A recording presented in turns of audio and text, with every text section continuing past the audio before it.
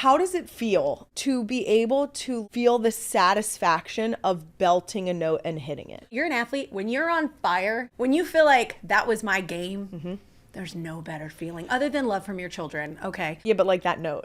Most days, you're probably like 80, 85%, especially if you're like a mom. Everything comes into play with your voice, right? Rarely does this happen. But when it does happen, it's that moment where you feel like you're Thor.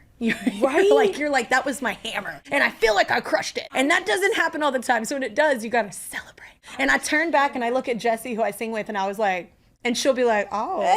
Like there was one time on this last Vegas run that we did, it did like 10 shows. And it was only one show out of all of them. And it was just this one song. I did some kind of run that I can't do. Like if you, for $1 billion, if you asked me to do it right now, I just Recreate can't do it. And you're like, but no. for whatever reason, the run that came out of this body was not mine, but I'll own it. I was like, what? It was just this one just thing. like, whoop, there that it is. I was on cloud nine for the rest of the show. I was like, I could script this whole show, but did y'all remember that run? That must be one of the most satisfying feelings. That's why it's satisfying, because most of the time I'm walking off that stage, not bummed, but 85% of the time I'm like, damn, I messed up here, Right. like, you know. We're always going to be the most critical of ourselves. That time that it hits, it just feels like, I can't even imagine. it honestly, to sound like some kind of spiritual guru right now, it does feel like it's not you. Like an out-of-body experience. Out of body experience. And then you're so happy it's you for that moment. You're like, oh my God. Okay, me. Yeah, it's like I sucked all the other, but this one